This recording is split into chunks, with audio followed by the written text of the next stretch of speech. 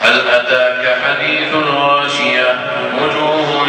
يومئذ خاشعة عاملة ناصبة تصلى نارا حامية تسقى من عين آنية ليس لهم طعام إلا من ضريع لا يسمن ولا يغني من جوع وجوه يومئذ ناعمة لسعيها راضية في جنة عالية لا تسمع فيها لاغية فيها عين جارية فيها سرر مرفوعة وأكواب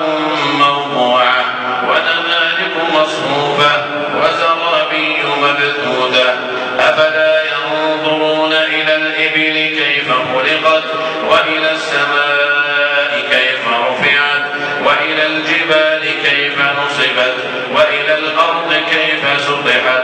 فذكر إنما أنت مذكر لست عليهم بمسيطر